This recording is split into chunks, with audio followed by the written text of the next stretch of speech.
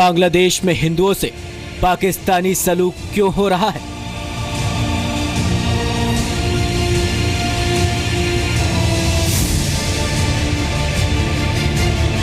तोड़ दिए गए 15 मंदिर, लुट गए हिंदुओं के 100 घर।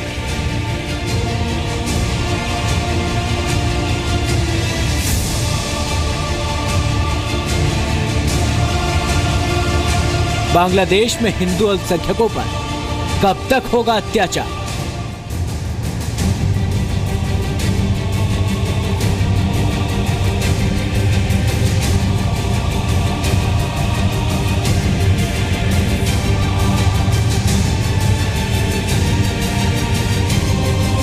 सीरिया, इराक और यमन का मुद्दा उठाने वालों को बांग्लादेशी हिंदुओं का दर्द क्यों नहीं दिखाई देता?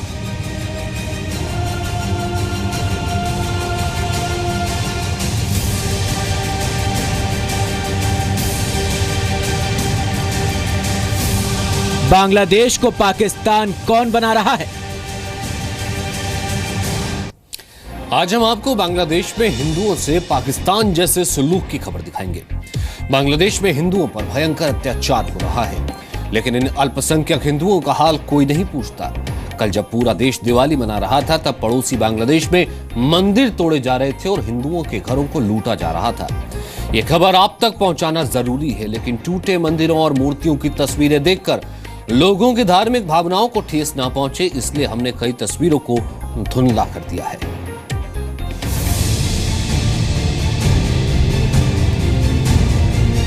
टूटे हुए मंदिर और मूर्तियों की तस्वीरों को हम आपको नहीं दिखा सकते। सनातन धर्म के करोड़ों लोगों की आस्था को ध्यान में रखते हुए जी मीडिया ने बांग्लादेश से आई इन आपत्तिजनक तस्वीरों को धुंधला कर दिया है। कल जब आप दीपावली की तैयारियों में लगे हुए थे, तब बांग्लादेश में अल्पसंख्यक हिंदुओं के साथ पाकिस्तान जैसा बर्ताव हो रहा था। रविवार को बांग्लादेश की राजधानी ढाका से करीब 100 किलोमीटर दूर ब्राह्मण बड़िया में 15 मंदिर और उनमें मौजूद मूर्तियों को तोड़ दिया गया। इतना ही नहीं, सैकड़ों प्रदर्शनकारियों ने इसके बाद 100 हिंदुओं के घरों को तहस नहस कर दिया। रविवार को ब्राह्मण बड़िया में हुए हमले के बाद बांग्लादेश के हबीबगंज के माधवपुर में भी 2 मंदिरों में तोड़फोड़ की गई। बताया जा रहा है कि कुछ कट्टरपंथी संगठनों की तरफ से एक फेसबुक पोस्ट के खिलाफ विरोध प्रदर्शन के बाद ये हमले हुए। बांग्लादेशी मीडिया के मुताबिक हिफाजत-ए-इस्लाम और अहले सुन्नत से जुड़े लोगों ने ब्राह्मण बड़िया जिले के नासिर नगर में विरोध रैली निकाली। प्रदर्शनकारी फेसबुक पोस्ट लिखने वालों को मौत की सजा देने की मांग कर रहे थे। सबसे पहले ब्राह्मण बड़िया प्रेस क्लब के सामने कुछ मदरसा छात्रों ने प्रदर्शन किया। प्रदर्शनकारियों की भीड़ ने मुख्य सड़कों को बंद कर दिया और टायरों में आग लगा दी। पुलिस के मुताबिक इसके बाद भीड़ मंदिरों की तरफ बढ़ गई। भीड़ में मौजूद लोगों के पास हथियार थे। ब्राह्मण बड़िया के एसपी मिजानपुर रहमान के मुताबिक हथियारों से लैस सैकड़ों लोगों ने दत्तुवाड़ी, नामशुदापारा, घोषपारा में मंदिरों को तोड़ा। प्रदर्शनकारियों ने जगन्नाथ मंदिर और गौरा मंदिर को भी तहस नहस कर दिया। इस हमले में कई पुजारी भी घायल हो गए। इसके बाद प्रदर्शनकारियों ने हिंदू बस्ती में तोड़फोड़ की और लूटपाट की। एसपी मिजानपुर के मुताबिक जमात इस्लामी और इसका छात्र संगठन इस्लामी छात्र शिविर हमले के लिए जिम्मेदार है। हमले के बाद यहां रहने वाले हिंदू डरे हुए हैं, क्योंकि ये पहली घटना नहीं है। पिछले कुछ महीनों से लगातार इस तरह की घटनाएं बांग्लादेश में हो रही हैं। रविवार की घटना की शुरुआत शुक्रवार को फेसबुक पर लिखे एक पोस्ट के बाद शुरू हुई। रसराज दास ने फेसबुक पर कुछ कमेंट लिखा, जिसे इस्लाम विरोधी माना गया। ईश निंदा के आरोप में पुलिस ने रसराज को शुक्रवार को ही गिरफ्तार कर लिया। फेसबुक पोस्ट के खिलाफ अहले सुन्नत वल जमात नाम के संगठन ने प्रदर्शन किया। हमले के बाद बॉर्डर गार्ड बांग्लादेश के एक प्लाटून को तैनात कर दिया गया है। दावा किया जा रहा है कि पुलिस ने हालात पर काबू कर लिया है। अब तक इस मामले में 6 लोगों को गिरफ्तार किया गया है। इससे पहले साल 2013 और 2014 में भी बांग्लादेश में जमाते इस्लामी और कट्टरपंथियों ने हिंदू अल्पसंख्यकों को निशाना बनाया था। अल्पसंख्यक हिंदू आबादी पर अत्याचार के मामले में बांग्लादेश अब पाकिस्तान को टक्कर दे रहा है, लेकिन दुनिया को शायद इससे कोई फर्क नहीं पड़ता। ब्यूरो रिपोर्ट, जी मीडिया। तो देश में हिंदू आबादी वाले 3 सबसे बड़े देश हैं, जिनमें भारत नेपाल के बाद जो नंबर आता है तीसरा, वो बांग्लादेश का है। लेकिन जिस रफ्तार से बांग्लादेश में हिंदू आबादी कम हो रही है, या कहें कि चुन चुन कर निशाना बनाया जा रहा है अल्पसंख्यक हिंदू आबादी पर, अत्याचार वहां हो रहा है, ऐसा लगता है कि जल्द ही बांग्लादेश दूसरा पाकिस्तान बन जाएगा। सुभाष चक्रवर्ती बांग्लादेश में हिंदू आबादी पर हो रहे अत्याचारों के साक्षात गवाह हैं। इन्हें 35 वर्ष पहले बांग्लादेश छोड़कर परिवार समेत भागना पड़ा। हिंदू के लिए कोई कानून नहीं है, कोई सुरक्षित कोई व्यवस्था नहीं है, कोई कानूनी व्यवस्था नहीं है। कोई बांग्लादेश का जो पॉलिटिकल पार्टी, वो भी बांग्लादेश के हिंदू के लिए उधर नहीं है। सुभाष चक्रवर्ती की तरह ऐसे हजारों हिंदू परिवार हैं जो बांग्लादेश में अत्याचार की वजह से अपनी जमीन छोड़ने के लिए मजबूर हो गए।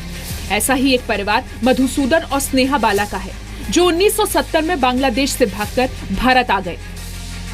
वो लड़की बहुत सुंदर है, उसको उठाना है, ऐसे बोल रहे थे। तो पापा घर में आके मम्मी को बोला, लड़की को और पेपर का कोई जरूरत नहीं है, उसको शादी दिलाना है, जैसे लड़का है शादी दिला दो। हमारा खुद ही भतीजी मुकुंद वाला का लड़की बगैर कॉलेज से आ रहा था, तो वहाँ से रास्ता से उठा के लिया। इसी हालत सुनने के बाद मैं 2 महीना तक मेरा नींद हराम कर दिया था। 1947 में बंटवारे के बाद से पाकिस्तानी सेना ने पूर्वी पाकिस्तान यानी आज के बांग्लादेश में अल्पसंख्यक हिंदू आबादी को निशाना बनाना शुरू किया। 1947 में बांग्लादेश के इलाके में जो हिंदू आबादी 28% थी, वो बांग्लादेश बनने के बाद 1981 में हुई पहली जनगणना में सिर्फ 12.13% ही रह गई। बांग्लादेश में अभी एक हिंदू समाज है, पर उसका ऊपर जो अत्याचार और ज़्यादा जो प्रेशर है, उसके लिए हर साल में हजारों लोग भारत में आ रहे हैं। 1977 में बांग्लादेश के संविधान से सेक्युलरिज्म शब्द हटा दिया गया और 1988 में खुद को इस्लामिक देश घोषित कर दिया। इसके बाद बांग्लादेश की कट्टरपंथी पार्टी जमात इस्लामी ने हिंदू अल्पसंख्यकों को लगातार निशाना बनाया। 2014 के लोकसभा चुनाव में बांग्लादेश में हिंदुओं पर अत्याचार एक बड़ा मुद्दा बना था। मैं 125 करोड़ देशवासियों से पूछना चाहता हूँ, क्या गुनाह है बांग्लादेश में रहने वाले उन परिवारों का? साल 2013 और 2014 में बांग्लादेश में लगातार जमात इस्लामी और कट्टरपंथी संगठनों ने हिंदू अल्पसंख्यकों को निशाना बनाया। इस हिंसा पर बांग्लादेश की अदालत में पुलिस ने जो रिपोर्ट दी थी, उसके मुताबिक बांग्लादेश के 21 जिलों में हिंदुओं पर हमले की 160 घटनाएं हुई। हिंदुओं की 40 लाख बांग्लादेशी टका की संपत्ति को नुकसान पहुंचा। हिंदुओं के घर, मंदिर, दुकानें जलाए गए, उनकी संपत्ति की लूट हुई। हमारे यहाँ नेताओं, बुद्धिजीवियों और लेखकों का एक बड़ा वर्ग कहता है कि भारत में अल्पसंख्यक सुरक्षित नहीं, लेकिन क्या इन बुद्धिजीवियों ने पाकिस्तान या बांग्लादेश में हिंदुओं पर हो रहे अत्याचार के बारे में कुछ कहा है? आखिर दुनिया को हिंदुओं का दर्द क्यों नहीं दिखाई पड़ता? सवाल ये भी कि बांग्लादेश के हिंदुओं को कौन बचाएगा? पवन नारा के साथ रूफी जैदी, जी मीडिया, दिल्ली।